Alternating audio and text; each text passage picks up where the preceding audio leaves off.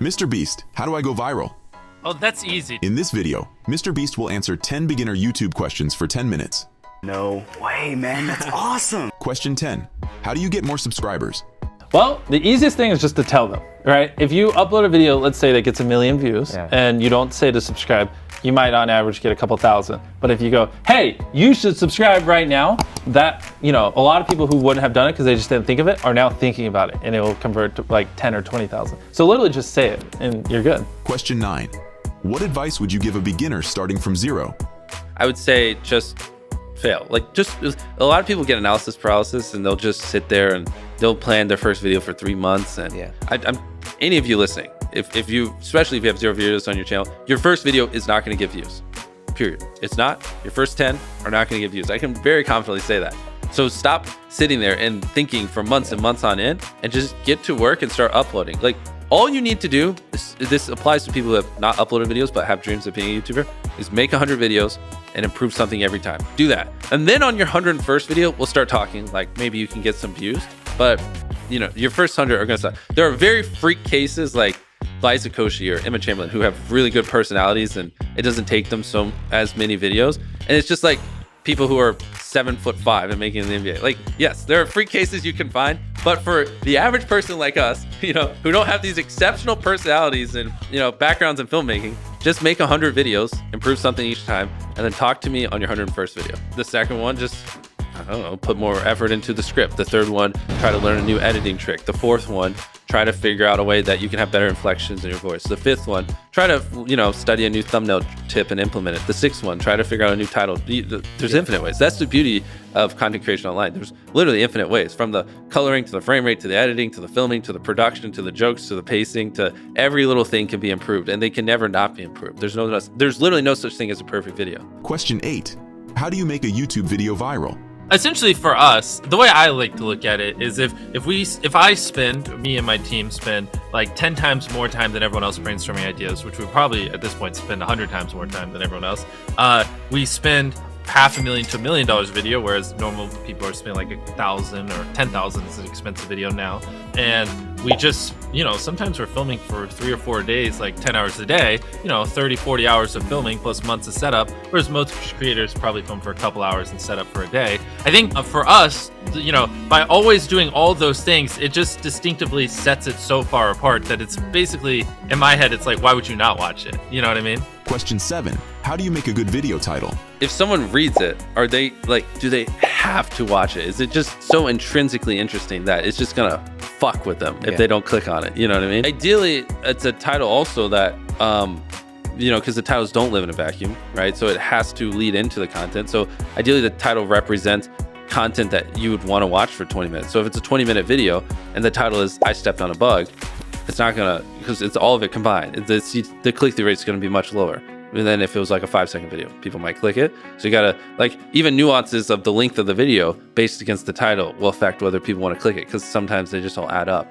I mean, it's that, yes, ideally you want it below 50 characters, because above 50 characters on certain devices, you run the chance of it going ... So I took a light pole and I saw how many dollar bills I could stack on top, and they would just go ... because it's too long and it can't finish it. And that's the worst thing, because then people don't even know what they're clicking on. And so it's gonna do even worse. Short, simple, ideally, and just so freaking interesting they have to click.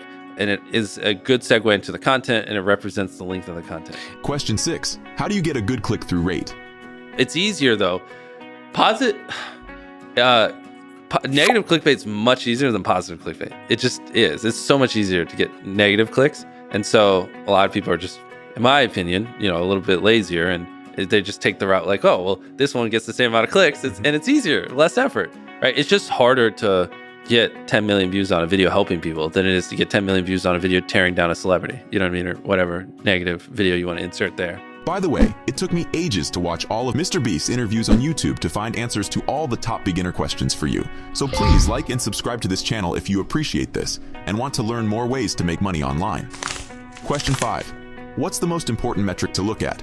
It's literally just 3 things. It's the click-through rate, whether or not they clicked it, the AVD, average view duration, and the one that you don't really get to see is those surveys. What was the second one? Average view duration. So this I did a podcast one time with Colin and Samir, which like they averaged like a couple 100,000 views a video, but that podcast got 12 million views because on average people listen to that podcast for 45 minutes. And it was only like an hour and 20 podcast. So because YouTube could see people were watching it for so long, that's a great indicator that they loved it. Is that like the biggest thing they use to like push a video is retention? Time. Yeah, watch time. Yeah, without a doubt. Because if on average 1 million people click a video, it's 10 minutes and they only watched it for 2. Why the fuck would you serve that video over a different one where on average they watched it for 8 minutes? Clearly they enjoyed that 8-minute one way more. Question 4. Do likes and comments matter?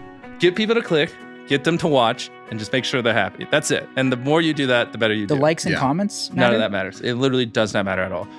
We have a video that has, I think, unless someone broke it, the most comments on a single YouTube video. And lo and behold, it's not our most viewed video. Likes is just more motivating, I think. Like when you see your video get a lot of likes, I just motivates Do you check me. them?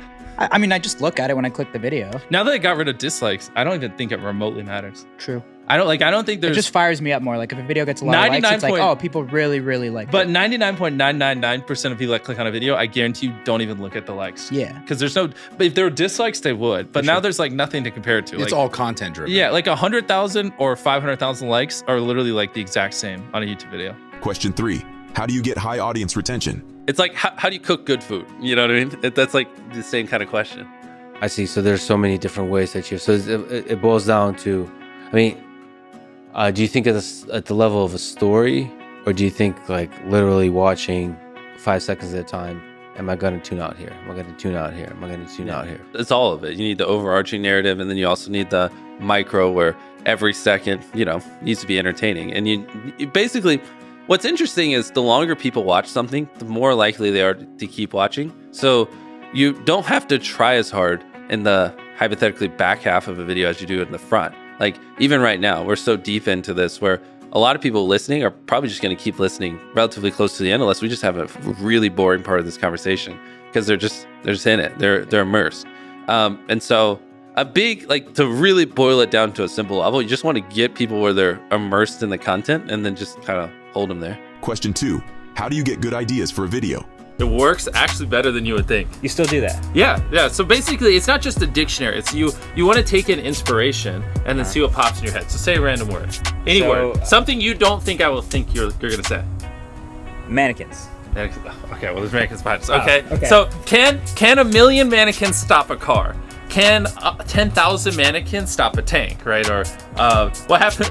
I hate to make them all the same, but what if you put 1 million mannequins on train tracks and try to hit it with the train? What happens? That seems like something you could pull off. The hard part is like what makes it a good, like compelling video, because people will be curious, but what makes it really good is a challenge. Well, and that's the thing. But the point is you take in random inspiration, you see what pops in your head, you write them down, and then usually 1 out of every 100 is good. And so that's why I like to flip to the dictionary. Question 1. Can you actually go viral without spending any money?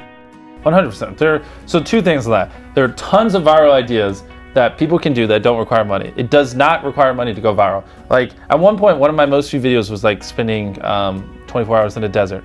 We just grabbed a tent and some stuff and we went in the desert. And it got like 60, 70 million views. I have so many videos where we spent hardly any money, like the no food one, or I'd have to pull up the channel and go through it, that have gotten tens of millions of views, and they would have gotten 10+ million views even on a small channel. So people who say, oh, well, I could be Mr. Beast if I had money. Well, A, I didn't start off with money. I was poor. I had no money, and it took me like 7 years just to buy a camera, saving up from YouTube. And B, some of our most viewed videos, literally, like anyone could do. Like, maybe spend a little bit less on a tent, but still, it's not that expensive. Now, speaking of going viral without any money, here are 10 proven methods that Mr. Beast himself used to go viral, spending literally 0 money. Click here.